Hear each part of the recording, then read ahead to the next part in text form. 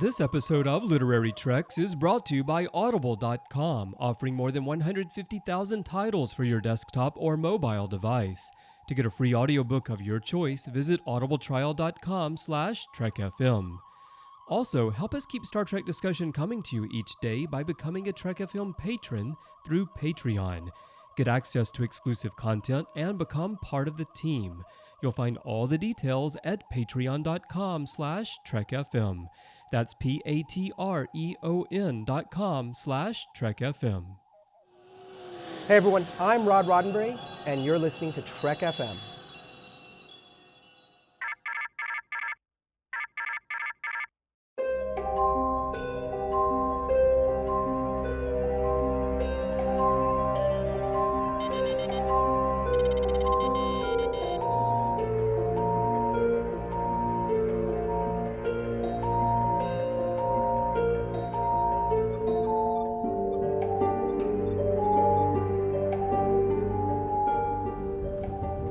Are you taking all these books? I thought I'd take some light reading, in case I got bored.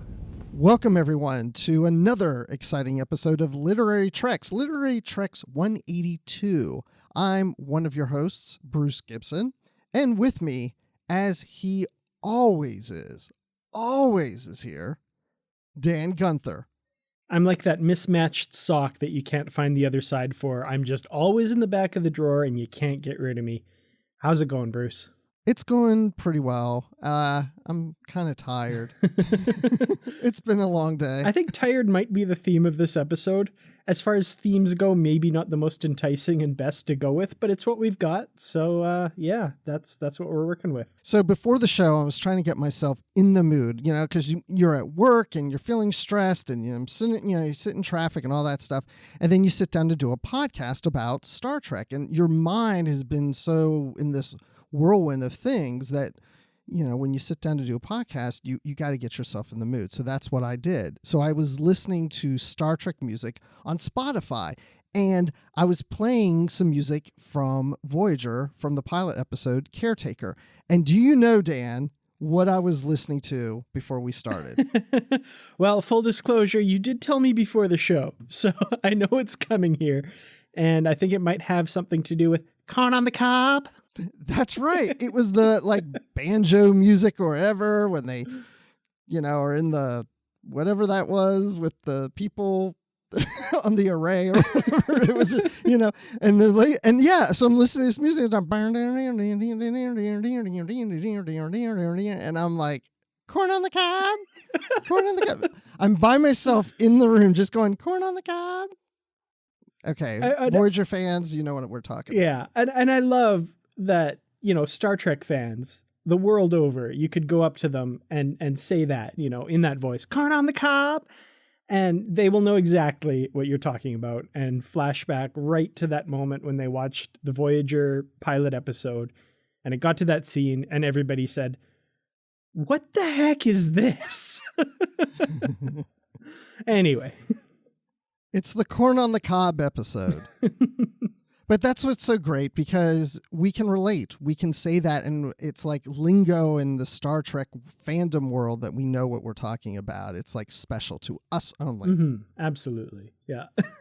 And what else is special to us is we have a preview of the comics coming in May from IDW, which I'm excited about. Have you seen this, Dan? We've got some covers. Yeah, definitely. So yeah, we've got the previews of comics coming up in May. We've got IDW's issue number 8 in the Boldly Go series. Kind of a photo cover like we get it for incentive covers sometimes, a shot from Star Trek Beyond. This looks really interesting, and the blurb for it actually sounds really interesting as well.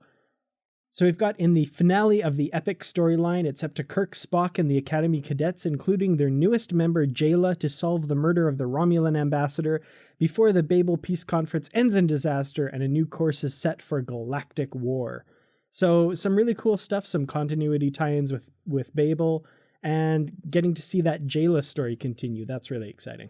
I'm glad to see that Jayla is going to be in other issues, and we're going to see her with the crew, even though she's a cadet at the academy, that they were able to incorporate her into a storyline that would work with this crew. So it's definitely a major plus that we're getting extra Jayla. Definitely, yeah. And you know, like in our interview with Mike Johnson and Sarah Gatos, he said that that's always one of the issues of this series, is trying to get those people back together for an adventure. And like you say, the fact that they managed to get Jayla in there too, I mean, that's exciting. She was one of my favorite things about Star Trek Beyond.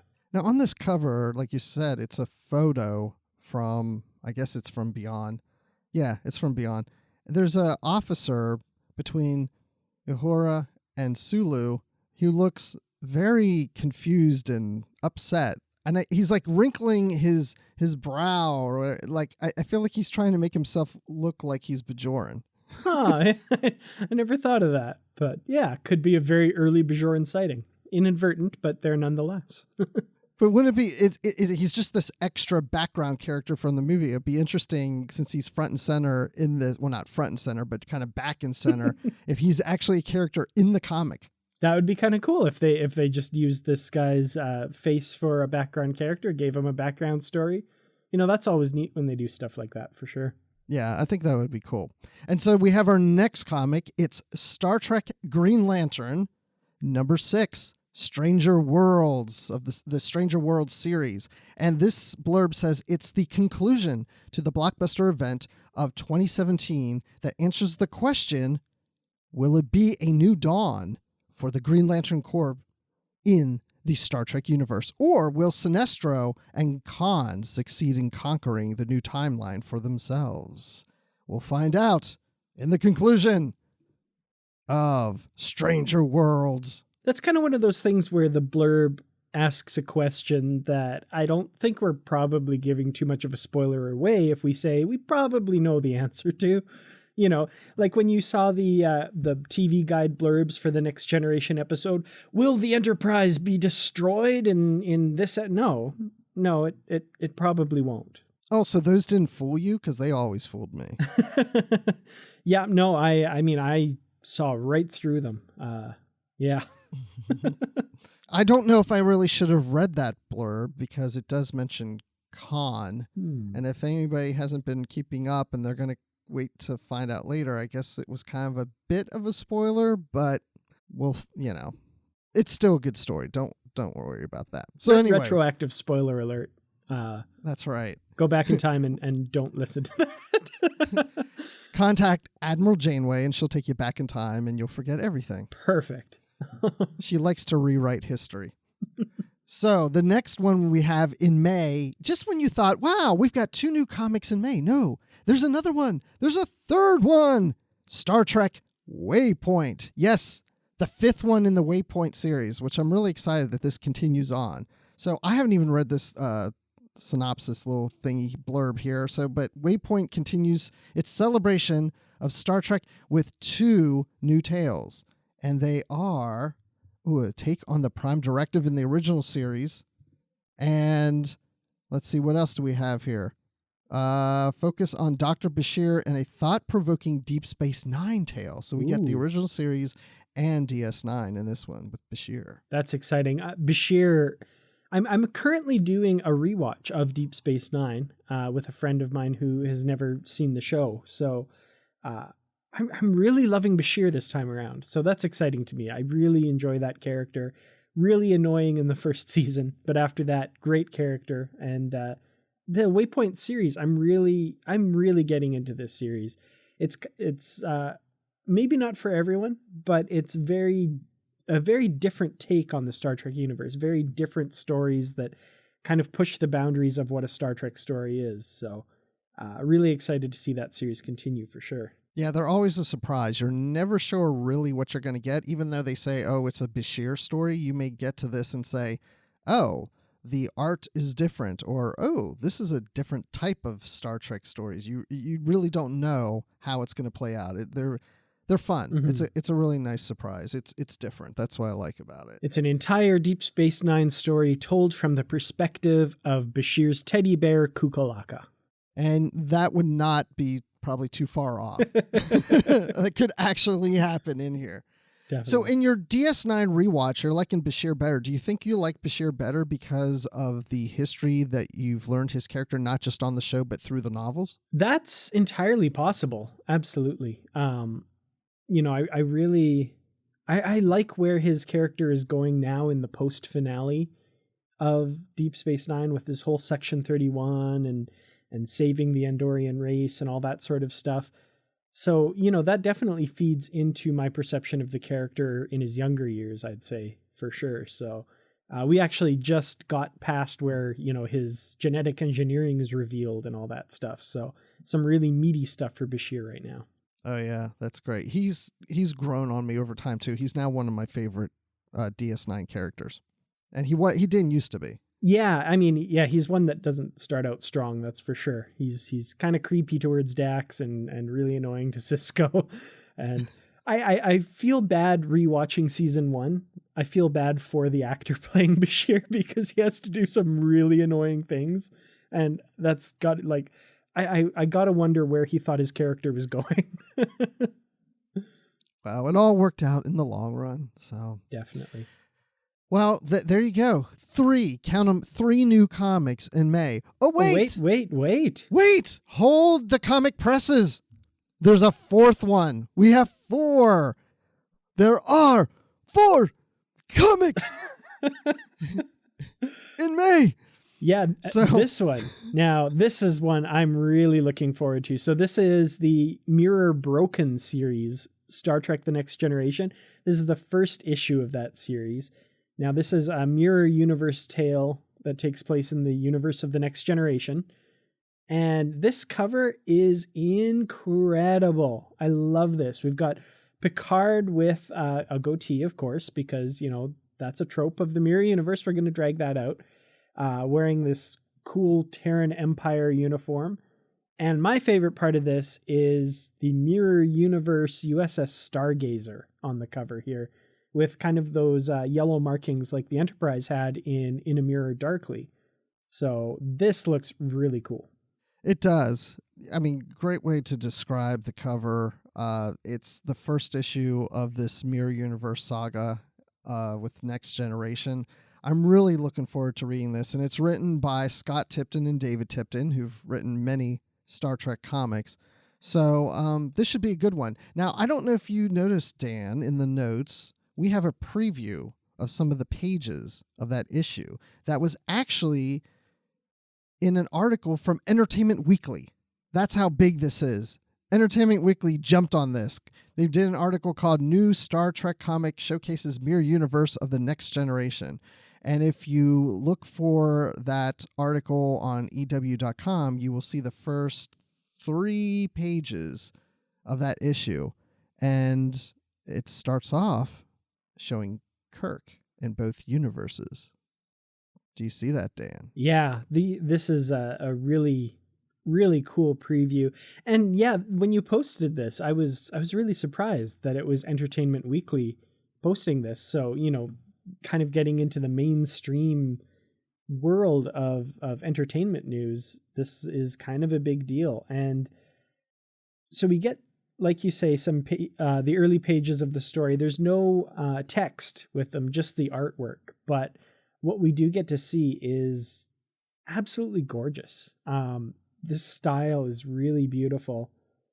And the character likenesses, I have to say, are really, really well done. We've got, I think that's Kang and on one side and Gul Dukat on the other. I'm thinking that's the alliance, right? The Cardassians and the Klingons coming together to form the alliance that we see in Deep Space Nine in the Mirror Universe. And I can't say enough good things about how gorgeous this comic looks, and I really can't wait to get my hands on it.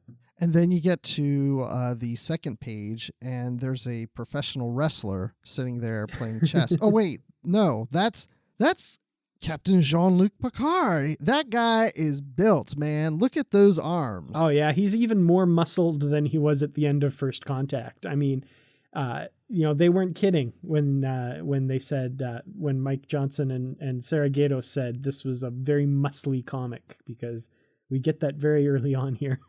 Yes, we do. So the art's by J.K. Woodward, and with these first 3 pages that you'll see in there, it says not final art. So there may be some little changes, but like you said, Dan, there's no text, there's no dialogue in there yet. So I'm sure that's the final piece that they'll have to put in. But it really the art looks great, and this is, I think, going to be proved to be probably one of the most popular series this year in comics for Star Trek. Definitely, yeah.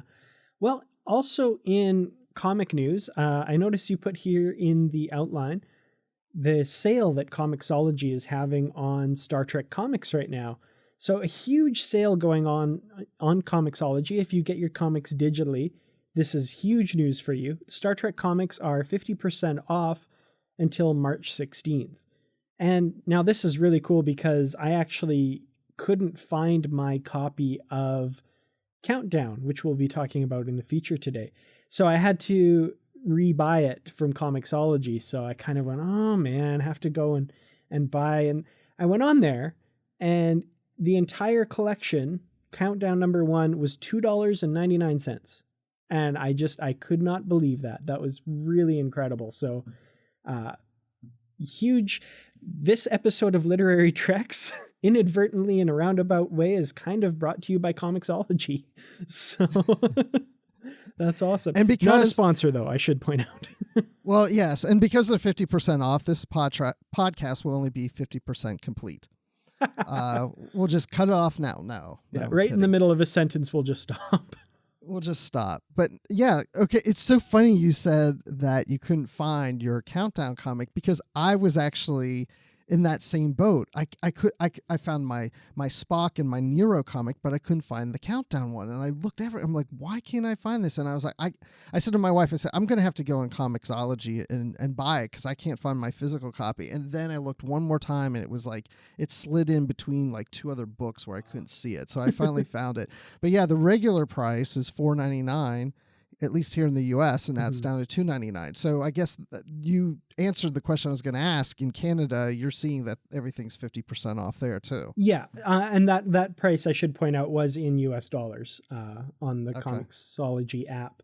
But yeah, I don't know if it's not geotagged or whatever. It didn't decide that because I'm from Canada, it's not applying that. Nope, I got all the discounts. I looked at some of the other prices, and yeah, great deals.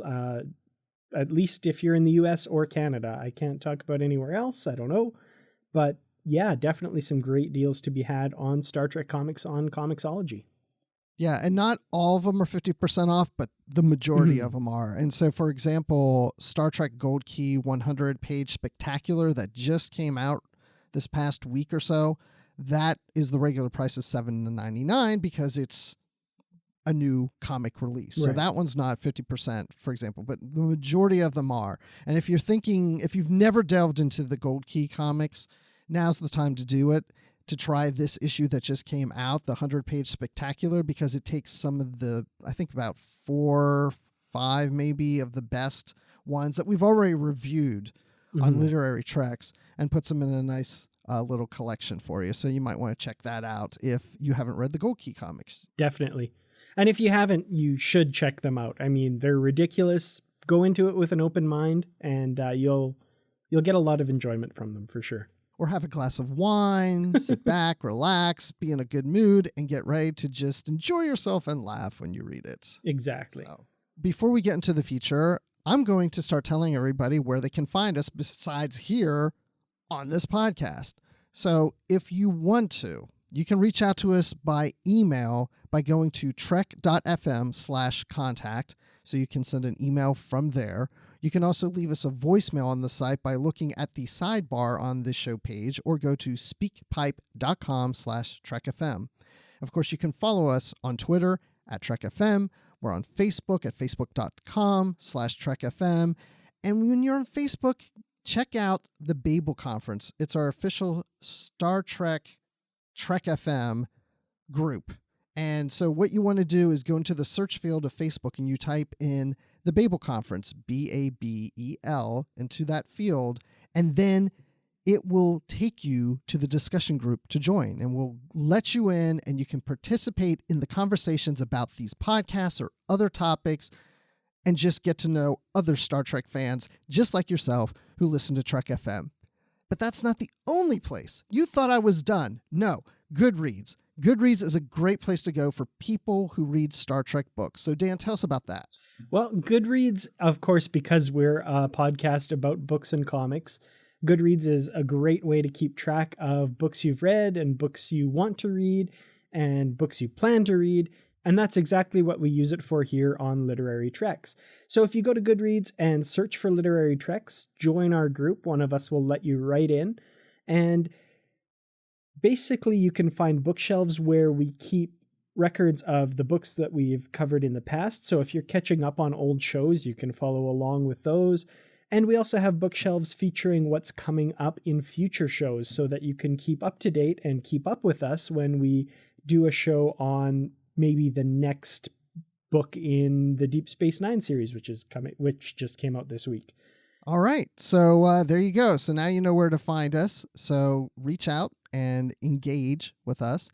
And now just sit back and enjoy, because now we're going into the feature to talk about Star Trek Countdown. So in 2009, J.J. Abrams and Paramount Pictures made a new Star Trek movie, kind of a reboot, all in a new timeline, which we now refer to as the Kelvin timeline. And to gear things up, IDW decided to start a 4-issue comic prequel to the movie that would connect the Next Generation cast and timeline leading in to the events of the new movie. And so that series was called Star Trek Countdown, and it was the 4 issues, and they started coming out in January through April of 2009, right before the movie premiered. And that's what we're talking about now. It's all in one volume now. You can get it as a trade paperback, whether it's digital or a printed copy somewhere. And it features Nero and Spock and some of the Next Generation crew. So Dan, did you read this comic series when the movie came out around that time? I did. I did. Let me see. I'm pretty sure I bought it as the trade paperback. I did not buy the individual issues. And I can't remember exactly when it came out as a trade paperback, but I had already seen Star Trek. So I didn't read this before I had seen the new 2009 movie, but sometime shortly thereafter.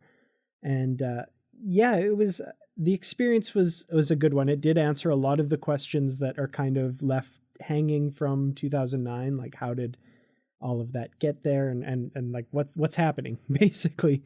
So it was really helpful in that respect. Bruce, what was your experience reading this? Did you read it before the movie, or like me, did you read it after? I really don't remember. I'm looking here. It looks like when the issues started coming out, they immediately came out with the printed trade paperback right when the 4th issue came out. So right before the movie. And so I may have read it going into the movie, or I may have, I think I did read it, because now I think about it, the Narada, I remember thinking, oh yeah, I remember this from the comic. So I think I did read it right before the movie. Who knows? But if I didn't, it was right afterwards.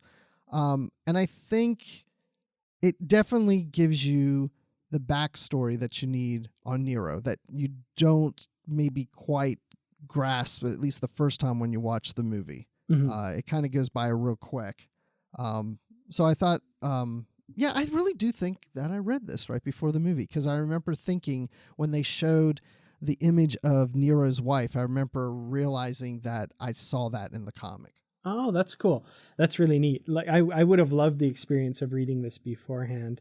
And yeah, like you say, it really fleshes out Nero's character. That's kind of one of the big things of this. We get to see him before he snaps, basically, which, the crazy villain who's hell-bent on destruction and revenge, not my favorite kind of villain, but we'll get to that, I guess. This definitely paints a much more interesting picture of Nero.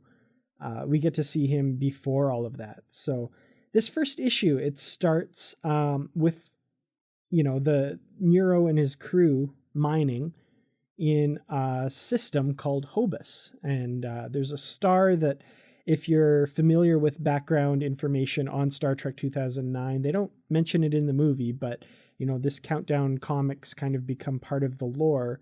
That star plays a very important role in the events setting up the new Star Trek trilogy at this point, I guess.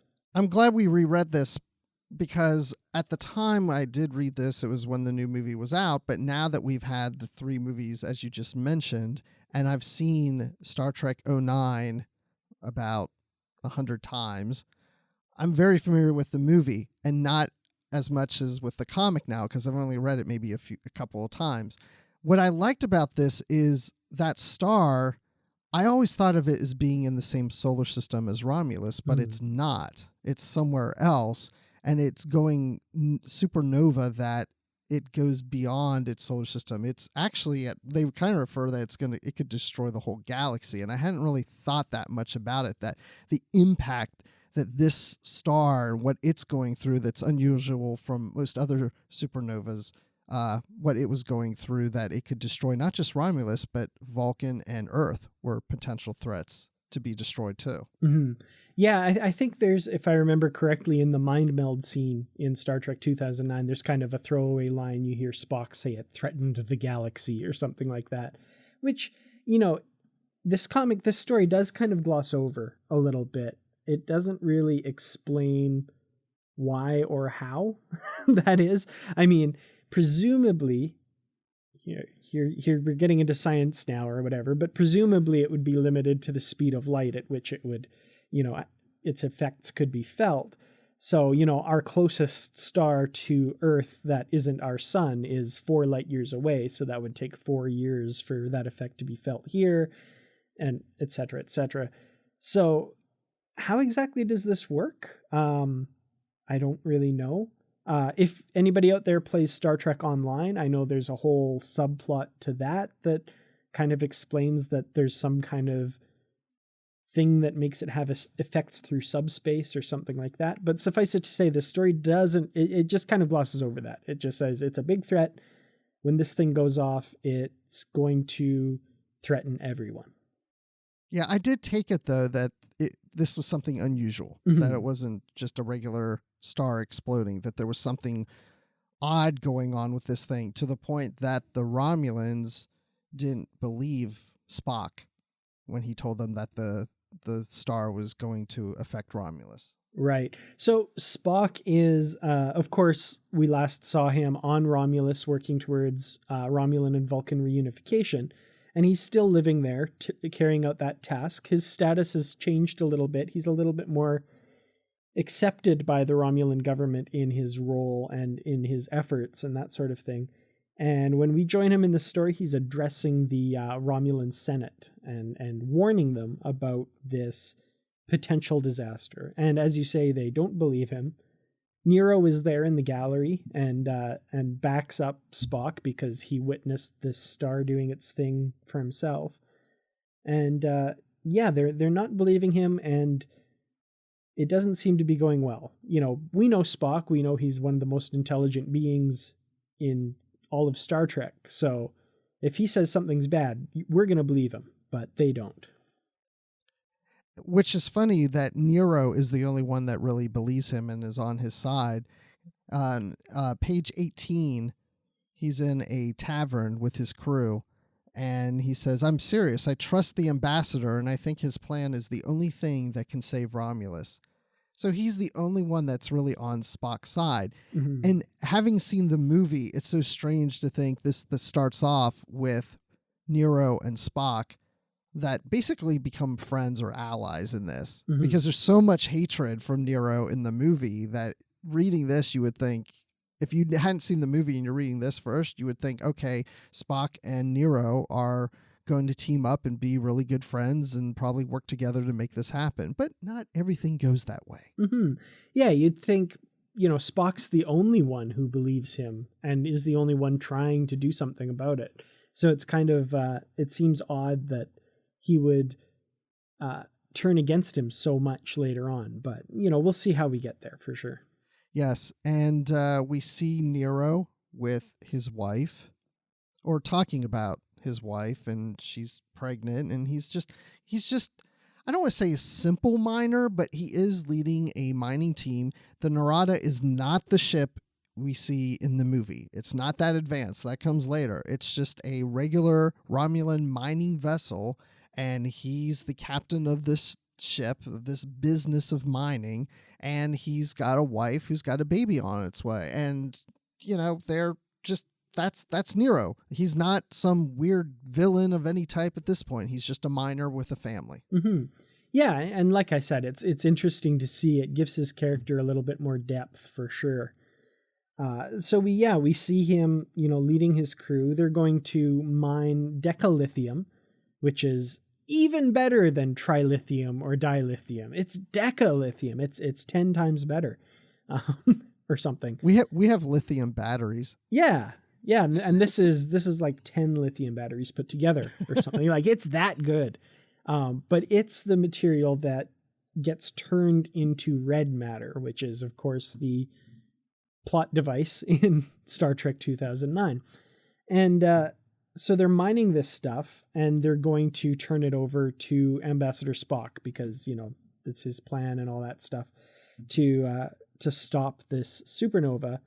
And they come under attack by the Remans for some reason. Either they want to steal the decalithium or something. They're just... Yeah, I don't think that was really ever revealed. Why? They just kind of show up. And the reason they show up is so that Nero and the Narada can be saved by a familiar starship. The USS Enterprise comes warping in. Oh, with Jean-Luc?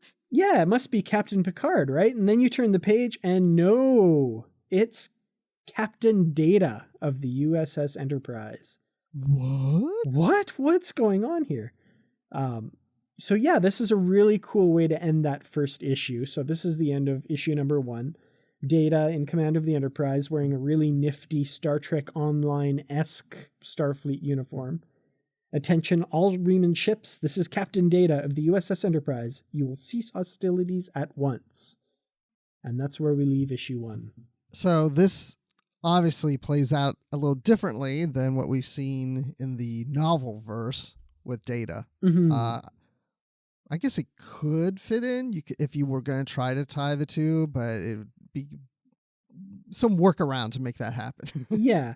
Well, in the next issue, he does give kind of one line about how he came about to be resurrected, I guess. And basically he says that his neural patterns were able to be grafted onto B4's neural network or something like that, which, is kind of sad. I mean, as simple as B4 was, he was still a person in his own right. So Data just took over his body, I guess, and everyone's okay with that. Okay, so let's talk about this, since people that listen to the show and like us are into the novels, or at least listen to the show so they're familiar with the novels, and we know that it's apparent that what we have going in the novel verse about a year or so before this time is going in a different direction than this book, and also Star Trek Online has gone in a different direction from the continuity of the new novels. So in a lot of ways, if you're looking at this of all these stories and Star Trek Online all fitting together, it's pretty obvious we have two different timelines going on here. What's going on in the novels is one timeline, and what we know of this comic and Star Trek Online seem to work together. That timeline would have this event occur in. So I don't know where I'm going with this. I guess what I'm going with this is, in the novel timeline, really what they could do is have a different result of the sun going supernova, where maybe Spock doesn't go back through that wormhole or whatever to the events of Kirk's birth. Well, Spock does it, but Nero does, and then Spock comes later. But yeah, I'm just playing that we have different weird timelines going on in all these situations. Yeah. I mean, and that's something that's kind of inherent to Star Trek. We have these many different multiple quantum realities, they call them. So, there's infinite possibilities. I'd like to think that that the Spock from quote unquote our universe is the one that went back into the JJ verse, the Kelvin timeline. But Right. It's kind of one of those things. There's so many different iterations of these stories that, you know, what actually happened, I guess kind of whatever you really want. Until something is on screen in a movie or a television show, it's not canon, right? So Yep. it's just up to your own personal continuity. Now, there's also, not getting on too much of a tangent here, there's also some question as to the ability of the pocketbooks novels to touch on anything related to the J.J. Abrams movies. So, you know, they're rapidly approaching the time when this supernova is supposed to happen. And now they're about a year away and they're kind of inching their way forward.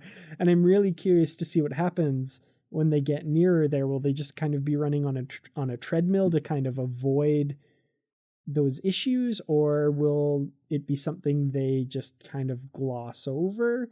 I hope that's not the case, because like the destruction of Romulus and the disappearance of Spock is a pretty big deal. I mean, I guess there doesn't have to be a novel centering around it, but you'd think it would get a mention.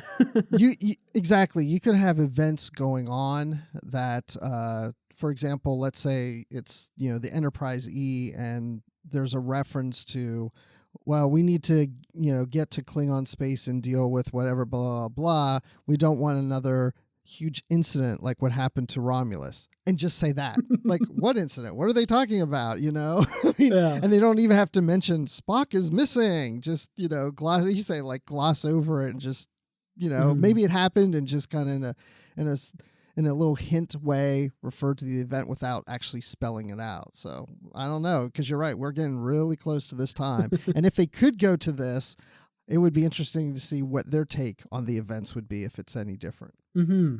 Yeah, definitely. If they could do like the definitive novel verse version of Star Trek Countdown, I guess, like how different would it be? That's a really good question. I really, again, I hope it's not something that they just have to gloss over, because, you know, it's like, oh, I was going to take a trip to Romulus next week, but I guess that's not going to happen now. Anyway. Oh, too bad. You know, refer to it, but not refer to it. I don't know. It's a question that I've noticed on like Star Trek message boards. A lot of people have asked various Star Trek authors, and the collective answer tends to seem to be kind of a shrug, like, I don't know what we're going to be allowed to do or what's going to happen or anything like that. So hopefully the head honchos in charge have a kind of idea of at least what they're going to be allowed to do. Either that, or they're just going to focus on Discovery comics and novels just to avoid it.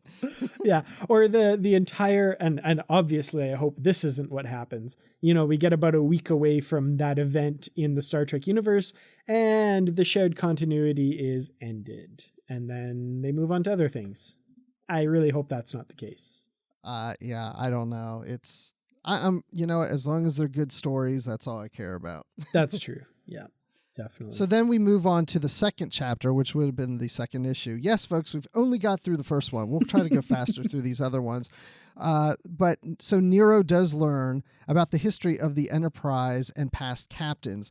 And that's because when the Enterprise shows up and helps the crew of the Narada, they allow Nero on board and give him full access. Yes, ladies and gentlemen, full access to the computer database of the Enterprise, which I'm really not sure why they would allow him to just go in there and get full access to that. What was the point behind that?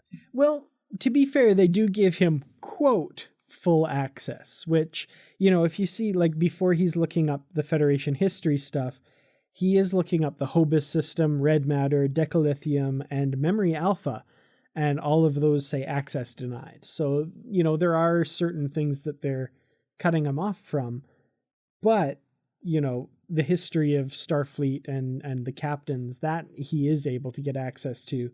And that's, of course, also that we can have his scene with Kirk at the end of Star Trek 2009, where he says, I read about you in history books, and that's all going to change because you're going to die now, because, you know, he's a evil, frothing at the mouth, revenge bent villain now. Anyway, that's true. And can you tell how excited I am by characters like that? Yes, you are. Well, also in the movie, he recognizes when he sees the Enterprise, he's like, stop shooting, because he knows Spock is on that ship. And it could be, maybe he knew that history of Spock prior to, or maybe he saw this when he was going through the database of the Enterprise, that Spock was Kirk's first officer on the ship. Mm-hmm. Because we do see a panel in here where Nero pulls up an image and says, James Tiberius Kirk. And then he just wonders, what does that mean? But anyway, so yes, he loves Kirk just like we all do. Yeah. And those stories are just, they're too great. He fought a giant amoeba. I mean, come on, the man's amazing. He is quite amazing. So then the Romulan government finally recognizes that, yes, this planet going boom is a threat to Romulus. And so thankfully someone's getting the picture here that it's time to do something, but it may be a little too late, which we'll get into later.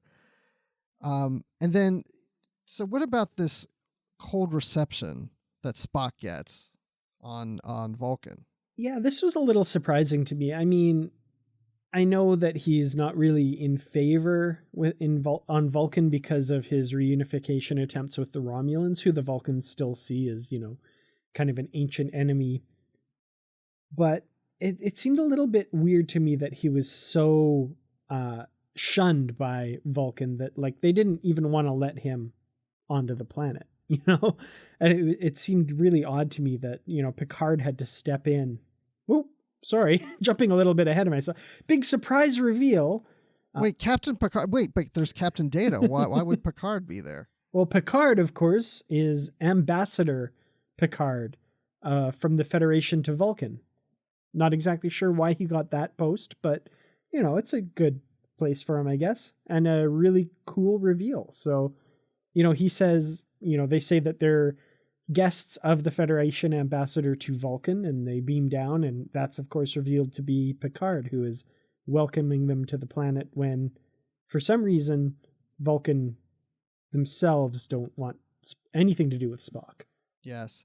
Well, and they don't want to help Romulus. I mean, they do, but they don't. And the fact that we need the red matter to help eliminate the supernova and save Romulus, but the Vulcans do not want to divulge how this red matter works or give it out because they're afraid it would get in the Romulan hands and be a threat to them. Mm-hmm. So they kind of hold back on that, which really ticks off Nero. He's like, that's it. See, I knew we should have just come here and taken it for ourselves and just be gone. And we've been wasting our time trying to convince Vulcans to give us the red matter, and we've gotten nowhere. This has been a freaking waste of time. I need to go rescue my family. I'm out of here. See you, Spock. Bye-bye. Mm-hmm. Which, you know, this is one of those situations where you can definitely see both sides. I mean, red matter is extremely powerful. I mean, from what we see in the movie, one drop of it creates a massive black hole. So you don't want this getting into the hands of anyone but yours, really, because if you're in control of it, because wow, the damage that it could do. But you also see Nero's point that, you know, bureaucracy and red tape and secrets and stuff, it's his life, it's his wife, it's his civilization, it's his world, it's his entire universe that's at stake. So, you know, you definitely see both sides of this debate, and we get the beginnings of the kind of over-the-top, frothy-mouthed villainy of Nero. We see that he has that potential a little bit because of how angry he gets so quickly, but it's also not unwarranted. It's totally understandable at this point that he's so frustrated and just wants to save his family. Because his own people don't believe that the sun is going to be a threat when it goes supernova, which later they figure it out, but it's too late. I don't even think Nero even knows that they finally realize it's a threat. But so he knows that his people aren't buying into this, and so they're not evacuating and doing anything. Then he goes to Vulcan for help. They're not going to do anything. So now he's in a rush to get home, get his wife and kid, and get them off the planet, but he ends up getting there too late. It goes supernova and destroys Romulus. And I mean, he's mad. Mm-hmm. Because everybody just like laid around and did nothing. This reminds me of Superman and Krypton, Mm-hmm. where Jor-El is trying to convince the Kryptonians that Krypton's going to explode, and no one really believes him. And then really at the last minute, he puts his son in a rocket and shoots it off the planet when they could have done something earlier to save the planet, or at least gotten off the planet. Mm-hmm. Yeah, no, very reminiscent of that. And it's, you know, Nero at this point has lost everything. And I mean, that's not hyperbole. He has literally lost everything that he cares about. Mainly his wife and unborn child, but his entire civilization, everything is now gone. So, I mean, I'm not saying that I don't understand why he snaps and becomes the way he does. It's not my favorite kind of story. That's all. No, I get you. I do too. But at least this puts some background and some depth into Nero that we didn't get as much of in the movie. Mm-hmm. Definitely, yeah. And that's very much appreciated. So then we have issue 3, and there's a Federation aid convoy, and he destroys that. I mean, they're there to try to help, and, do you need help? We're here to rescue you. And basically he's like, you know what? Tough noogies. You guys are way too late, and now you want to help? Yeah, right. I don't think so. Boom. I'm attacking you. You're gone. You're dead. Bye-bye. Yeah. And so that was a shocking moment for sure. And I was rereading this section here. I'm not sure if these ships are just arriving on the scene, or had they already evacuated some Romulans, because there were evacuation fleets. Evacuations had started. So, you know, if there were already Romulans evacuated on those ships, Nero just killed potentially some few remaining members of his civilization.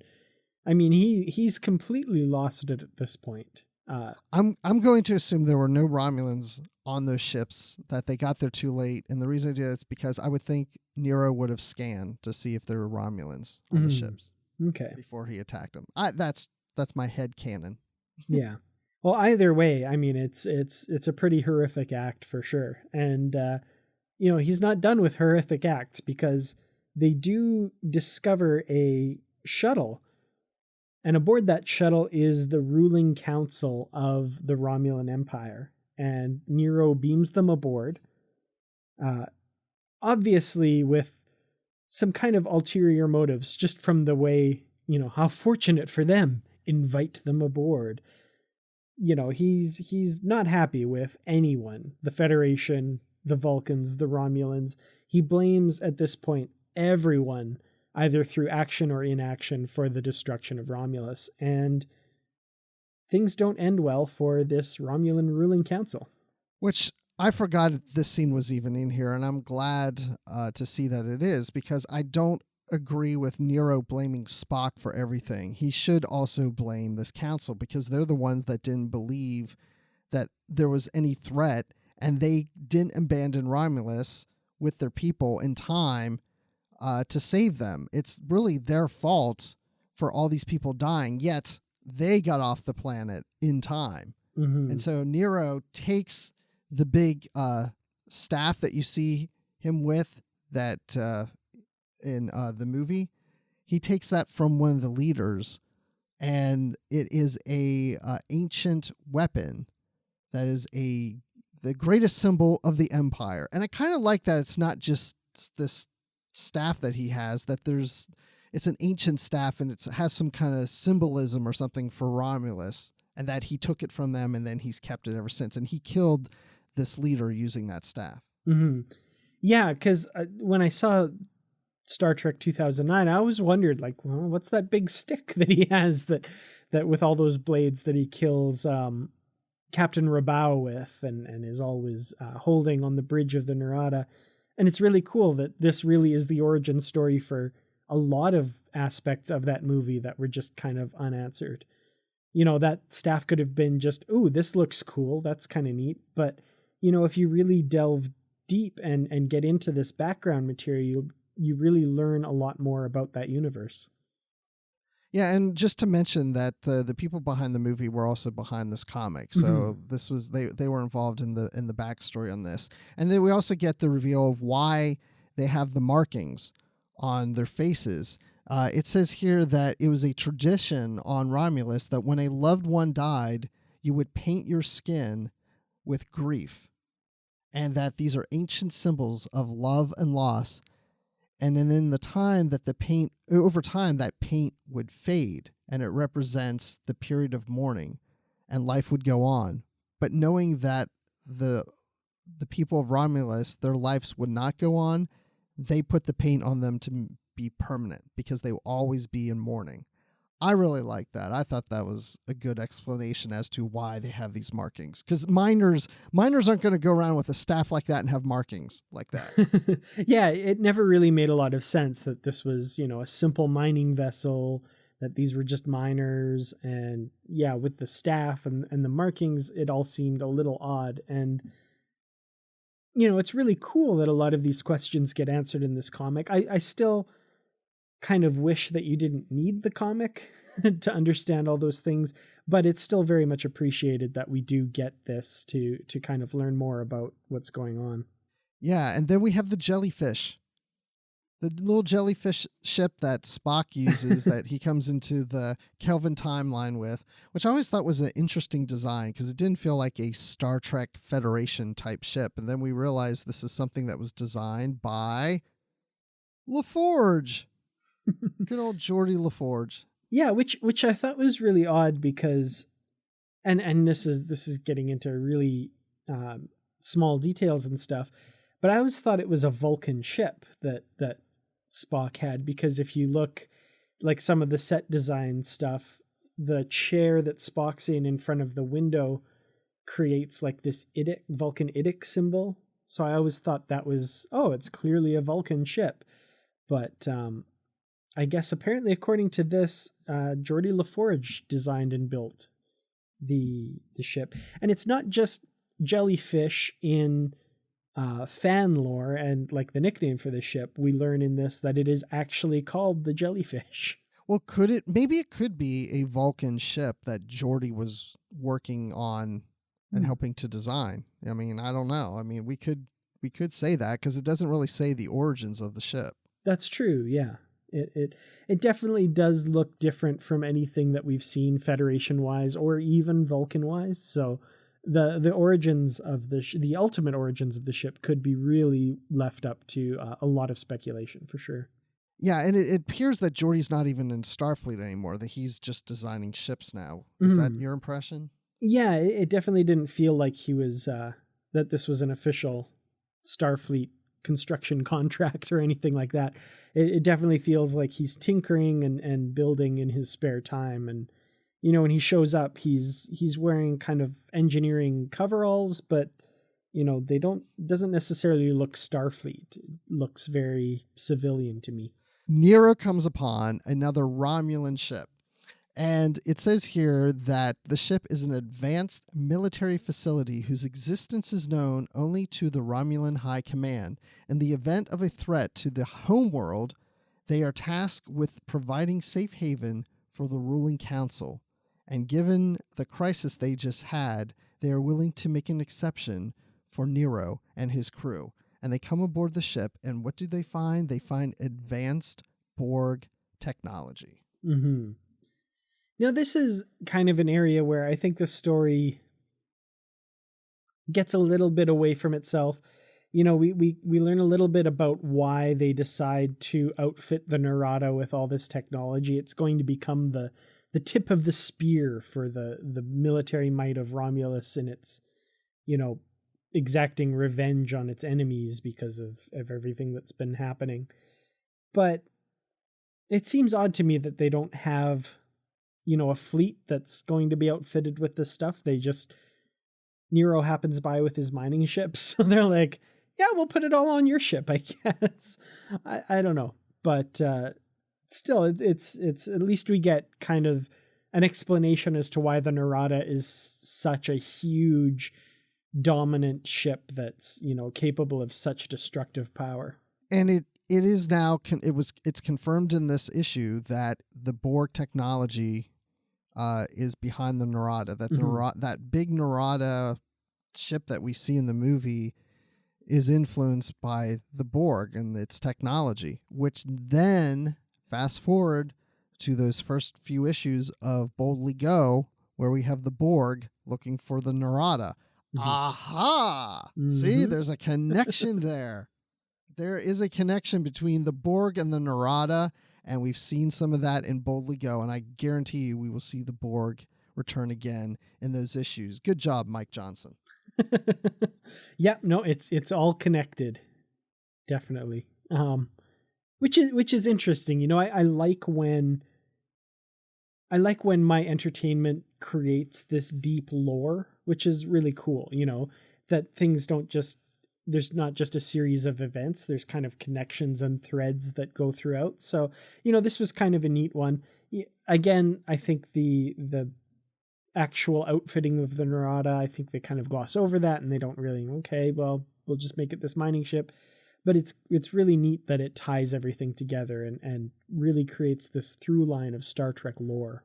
And then this issue 3 ends with the Narada being attacked by Klingon ships, and the fleet is led by, guess, come on, think about this. Think about this. Is it Martok? It's Martok, right? No. Oh, no. Shoot. Who? It's a next generation character. Oh man. Are there any famous Klingons? Who's a famous Klingon in Star Trek that you're getting closer? It's not Pulaski. Oh man. Okay, side note, by the way, if you want to look at Star Trek as a whole, Star Trek is the story of Worf, because Worf has appeared in more episodes and movies of Star Trek than any other character. So all of Star Trek is the story of Worf. All of Star Trek is the story of Worf. Everything that comes before Worf is just setting the stage for Worf.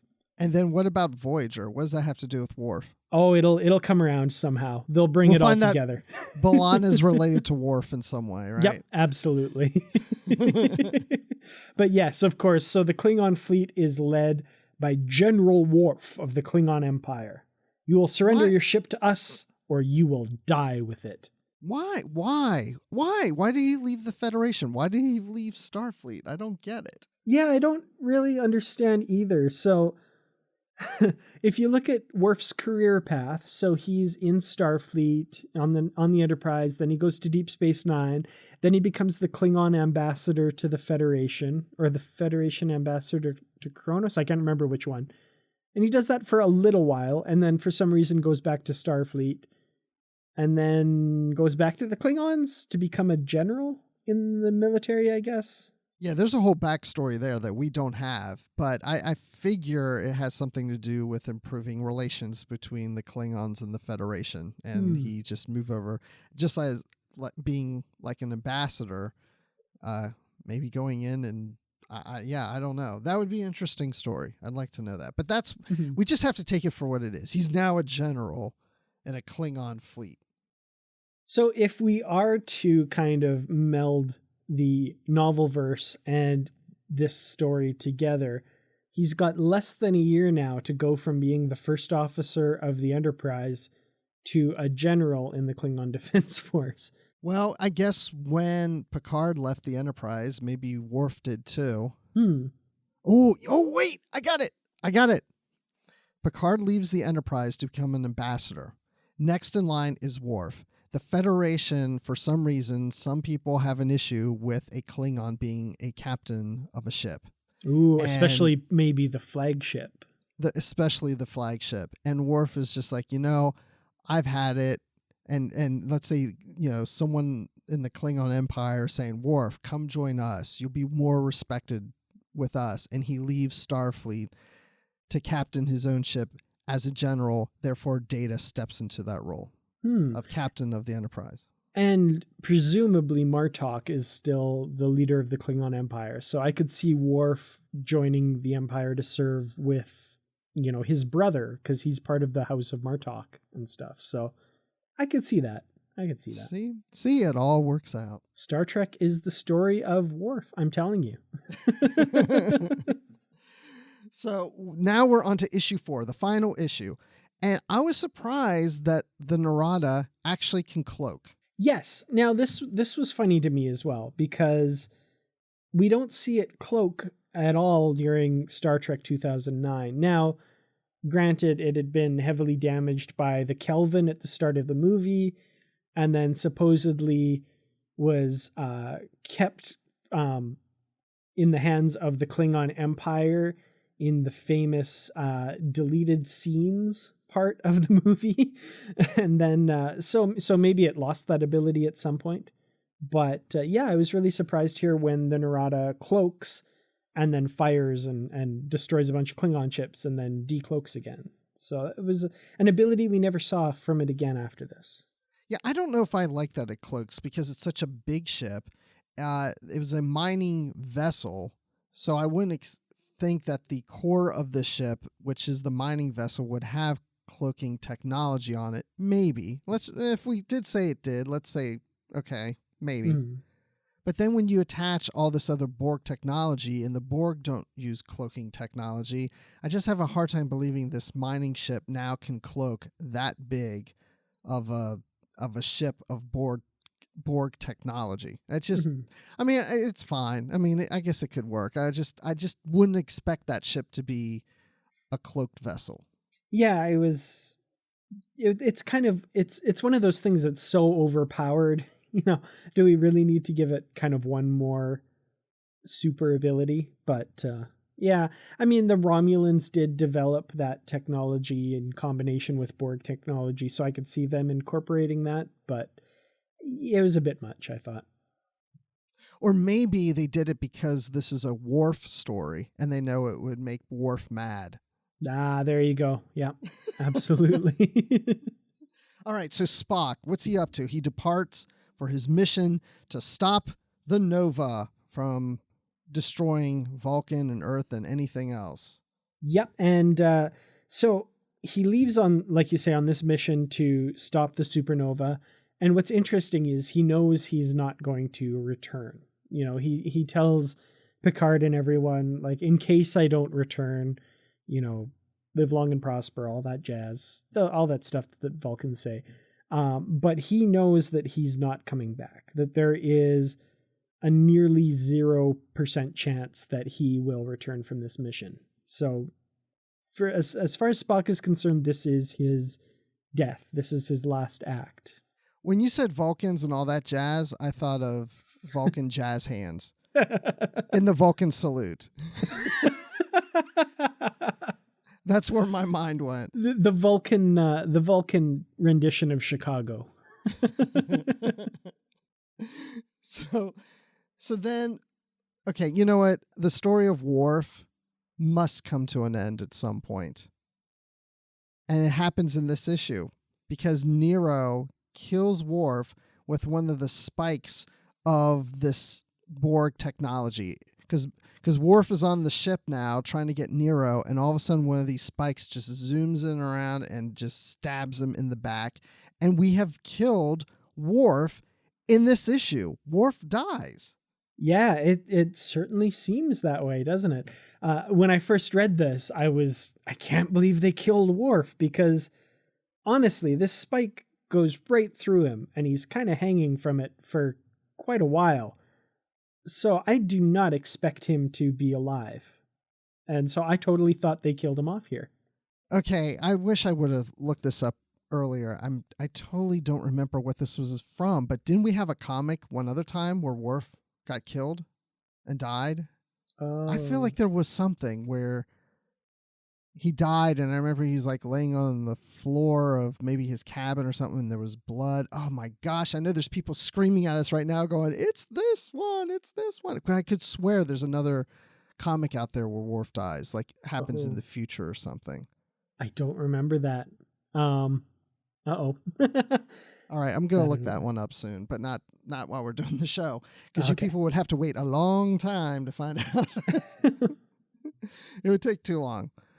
Okay, so then Nero disables the Enterprise when they lower their shields to beam Worf over because they're trying to save Worf's life. So maybe he did live. Because did they really pronounce him dead? I don't remember. No, actually, and this was a surprise to me. Nero says he's nearly dead. So, like, I would have thought he's dead for sure. And like you said, when I read this, I was like, oh my God, they killed Worf. But we find out, no, he's still alive. And there's a flicker of life in your Klingon friend, is what Nero says. So they go to beam him back. Data makes a command decision to lower the shields to beam him over. And of course, Nero takes that moment to attack the Enterprise. And they are disabled. They're without warp drive.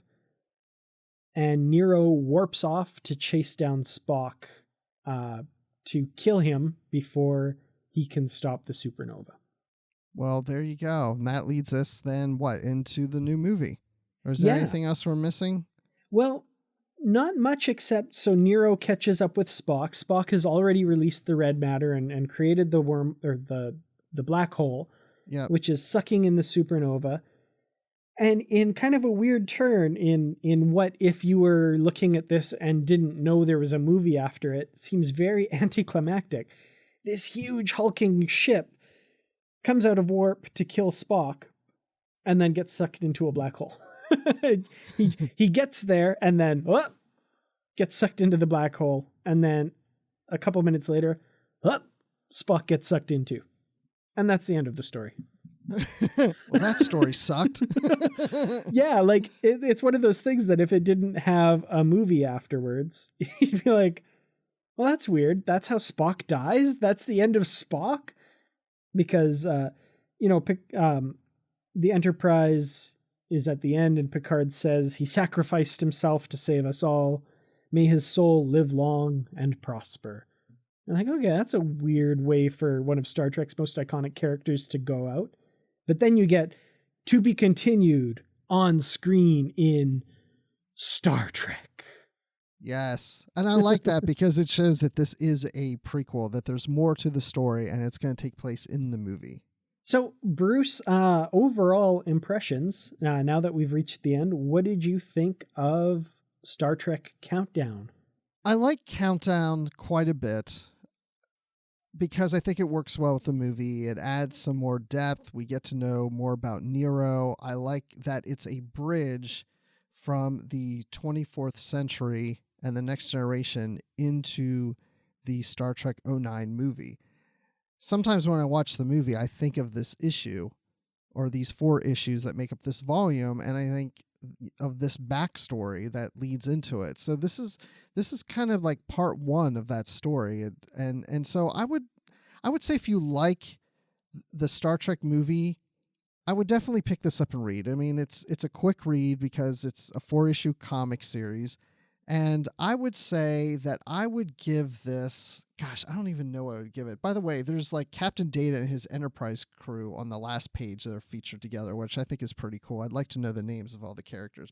It doesn't say that, but it makes me imagine a possible series of Captain Data adventures on the Enterprise. But anyway, I would say I would give this, I mean, it wasn't like a great, compelling story. It's like a setup getting us to the movie. So I would say maybe 3.5 jellyfish out of 5. Well, that's pretty good. Yeah. I think I'm right there with you. I really do like the background that it gives us. It's kind of the, DVD bonus content. If you were kind of scratching your head after Star Trek 09 and had been a fan of Star Trek, what gets us from here to there? Well, this answers a lot of those questions. And like I said, it gives Nero a lot more depth, even though he still kind of goes crazy and gets hellbent on revenge and kind of becomes one of those characters. It still gives you a little bit more than what we got in the movie, which was very, very basic and very surface. We don't learn a lot about Nero except what he tells us in his kind of crazed ravings about Romulus being destroyed and from Spock and that sort of thing. To get that story and to know that our Next Generation crew played a role in that story was really interesting for sure.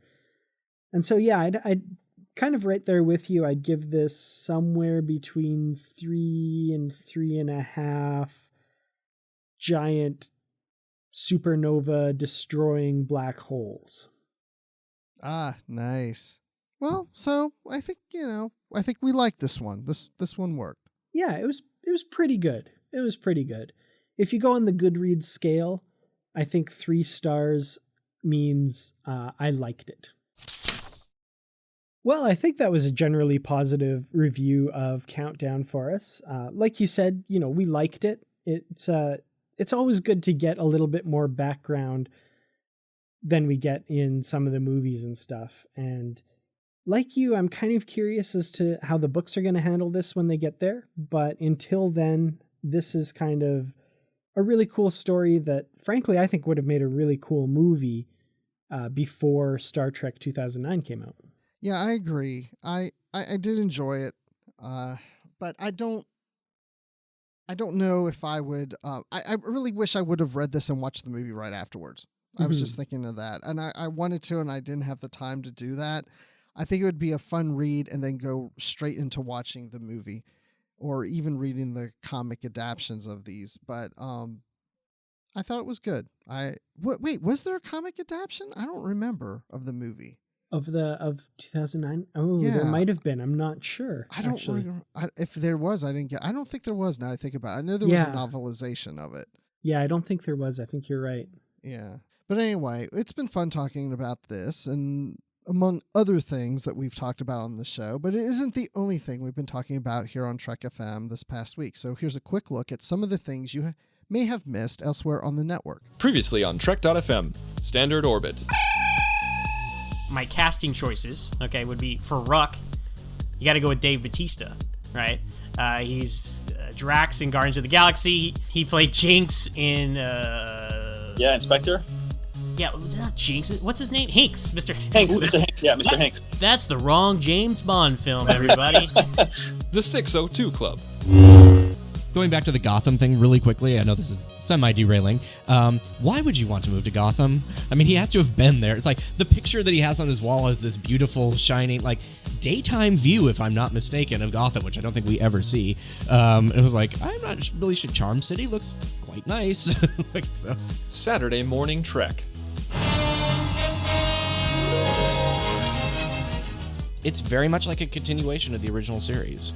You know what? You raise a very good point, and it's one we probably should have talked about earlier, is that we talk so much about the animation and the limitations of the medium that we forget about the writing. And overall, it's pretty strong throughout the run. And that's what else is happening on Trek.fm. Check out these shows and find out what we're talking about in your favorite corner of the Star Trek universe and beyond. You'll find us whenever and wherever you get your podcasts. And if you're an Apple user, do us a favor. Be sure to hit the subscribe button.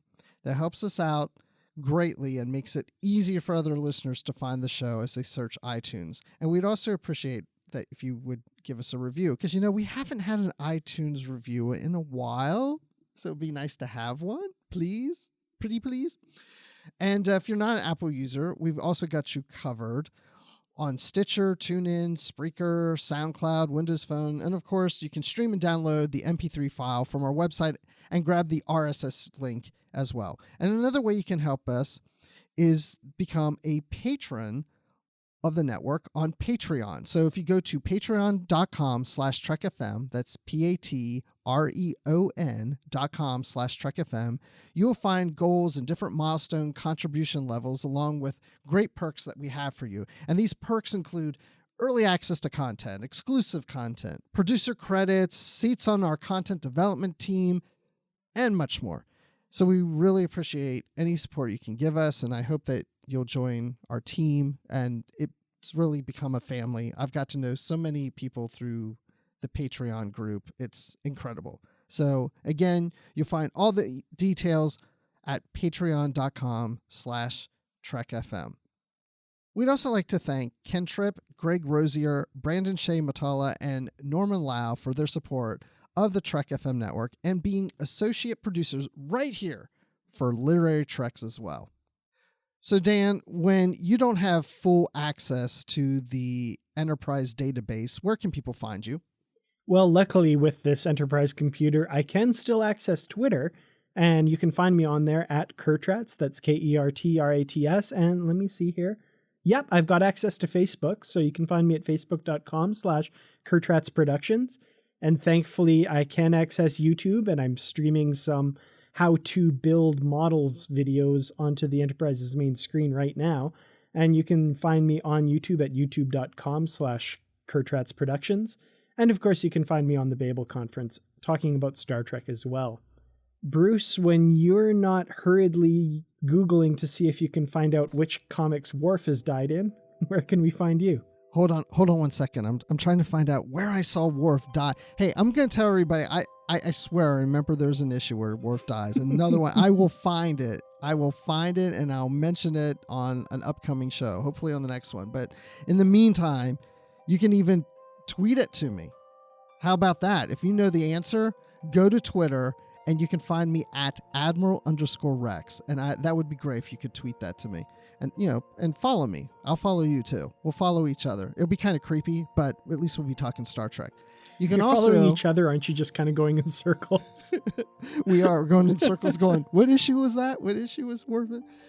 So then you can also find me talking Star Wars. It's that other Star franchise. You can find me on the Star Wars Report podcast with Riley Blanton and Mark Hurleman. Great fun we've been having there. We're leading up to Star Wars Celebration, and we're talking a lot and giving tips on that. So if you're going to the convention, you need to be listening. We're kind of like the go-to podcast for that right now.